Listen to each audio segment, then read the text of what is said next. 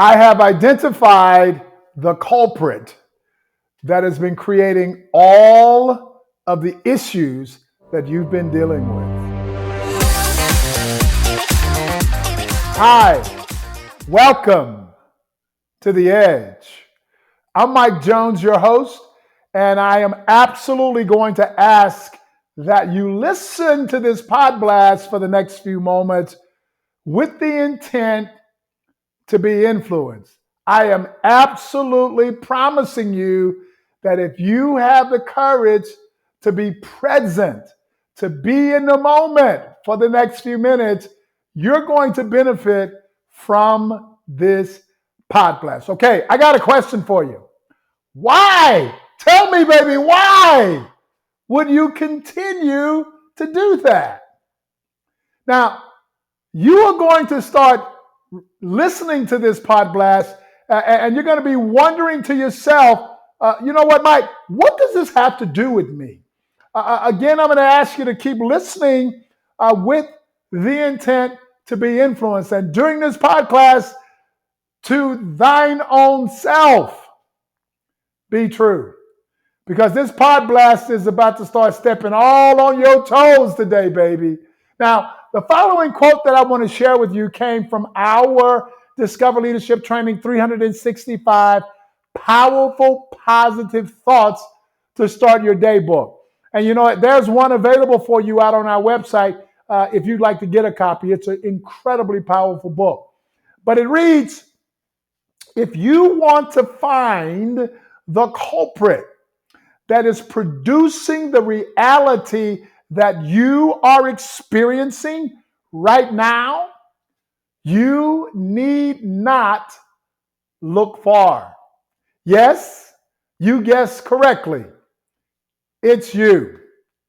Now, check that conversation that you're having with yourself, because your energy and your actions follow your thoughts. And if you don't like the results that the conversation is producing, you are the only person on the planet that can change your conversation in order to change your results. Now, I'm absolutely going to absolutely ask you for the third time, please listen with the intent to be influenced. I know y'all can see that I really want you to listen to this one, and I really do. Now, back in the day when I was working with a group of people that were in Alcoholics Anonymous, what I found is that is a global group of individuals that is a peer-led, mutual aid, fellowship-based organization. The individuals who are participating in Alcoholics Anonymous are individuals who have had an issue with alcohol that they do not feel that they can resolve on their own.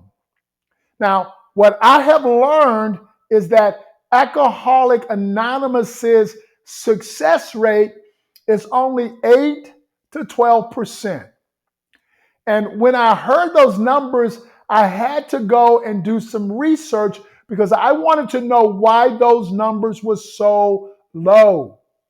And based upon what we teach here at Discover Leadership Training, I became crystal clear exactly why their numbers are so low.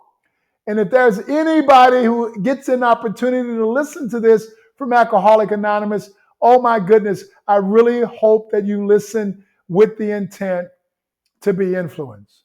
Now, Alcoholics Anonymous, y'all, they have a 12-step program. I suggest that their program needs to be a 13-step program. You see, I know people who have been in Alcoholics Anonymous and struggled for over 40 years on their program.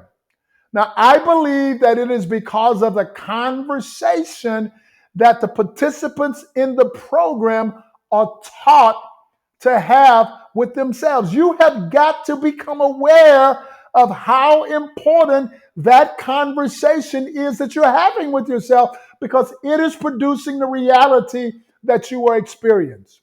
So every meeting that these individuals go to, they start the meeting off by saying their name and proclaiming, I am an alcoholic.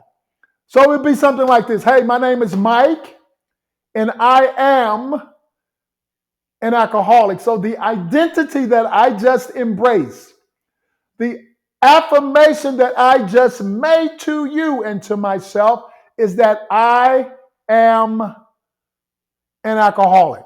Now, first you must understand that those words create pictures. Those pictures create emotion. And then your energy and your actions will follow that thought. Now, let me be clear. I am an alcoholic creates a picture of you drinking. All of the pictures associated with repeating and reinforcing that I am an alcoholic are focused on what you don't want. There's application here for you, man. Stick with me now. Every picture associated with the conversation that I am an alcoholic is negative, and it is full of all of the pains from the past that alcoholism has created for you. It is important to be aware that it is a different energy when you are running from what you don't want, when you are running from pain, when you are reliving and reinforcing all of the pains that you have experienced as a result of alcoholism. When you are running from that pain, you are absolutely not in a positive place. When you shifted 180 degrees and you are now running to gain, it completely changes everything. So why would you continue affirming that I am an alcoholic? Why would you continue to do that? Why would you continue to reinforce that? Why would you continue to repeat that over and over? Because you're just reinforcing the pain. A big awareness is I am an alcoholic is not the truth. It is absolutely historical in data. And if you are truly committed to moving forward, I am an alcoholic is in your rearview mirror. It is an absolute lie. In this present moment, you are not an alcoholic, you are sober. Look at the difference in the picture that is created when I affirm I am sober. If you compare the two conversations and you compare the two pictures, what you will now become aware of is that they will produce completely different results. One conversation has you running from pain, as I said. The other one will have you running to gain. Until you transform and transition that conversation that you are having with yourself to moving forward, you will not be able to create a brand new picture, new emotions, new opportunities moving forward until you change the conversation. Now, whether you have been through a 12-step program or not is not really important to me. Whether or not you have been through some form of therapy for whatever has gone on in your life, that is not what is important in this moment. The question is, what experiences have your stories created for you moving forward? Because the more and more to thine own self that you tell yourself the truth, you will now become aware of things that you were unaware of. Look at the stories that you have been reinforcing, the stories that you are telling yourself, the identities that you have embraced. Are they running from from pain? Are they running from pain, or are they running to gain? If you are running from what you don't want, what you focus on is exactly what will expand for you. You will continue to get more of what you don't want. When you shift the conversation and you shift your energy and you run to what you want, Once again, what you focus on will expand, and you will now begin getting what you want. Now, I have heard many men and many women talking about painful experiences that they have had in their lives. And very likely you have some yourself. Experiences that they had with a father or a mother. And baby, I got a lot of daddy stories, and most of them are not good. Experiences that they have had with their ex-significant others or a friend. Experiences that they've had with co-workers that have left some very painful wounds. Many of them have talked about all of those experiences and how those experiences have left them with an identity that reinforced the pain that the event occurred. Now, for many of them, what happened left them with an internal conversation that they are continually reinforcing, such as, I am a failure. I am a loser. I will never amount to anything. I am not enough. I suck at that. I am not worthy.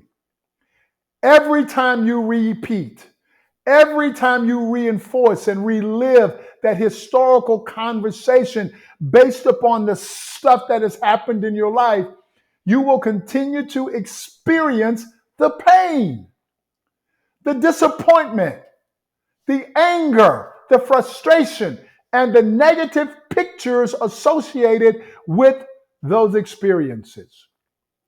Why would you continue to do that? Now, I have been guilty. I have, y'all. So let me just put my stuff out there for a second. I have been guilty of doing this in relation to an experience that I had with an ex-wife. And I can tell you, it has no value to your present situation. In fact, what I learned is that by continuing to reinforce the negativity that happened in that past relationship, I was now taking away from the present relationships that I have. Why would you continue to do that? Is what I asked Mike Jones. And I affirmed that I would not continue to do that. The people in my life deserve 100% of me, not a portion of me based upon the pains of the past. This is not a conversation about getting over the stuff that has happened to you. This is a conversation about getting on with it. So why would you continue reinforcing the pain? Now, I suggest that Alcoholics Anonymous needs a 13th step in their program that transforms that negative conversation onto a positive conversation, that transforms those negative emotions and pictures into positive emotions and positive pictures. The conversation moving forward, if you are in AA, is I am sober. I want you to identify the difference in how it changes everything for you moving forward. So my question to every last one of you is, what next step do you need to take to transform the negative into the positive? How will you change your conversation to create a positive picture and positive emotions for you and your loved ones moving forward? Now, whatever you have been through does not define you. I got to say that again because some of you will struggle with this. Whatever you have been through does not define you. The conversation that you are having with yourself about what's happened will ultimately define you. So check the conversation. Why wouldn't you do that now? When you do, everything will change for you in a positive way. Once again, I'm Mike Jones, President of Discover Leadership Training. Thank you for joining me on The Edge. because I know that if you make the choice to stay out here on this edge, you will become aware that whoever's not standing out on that edge, they are taking up far too much room. Here we go now.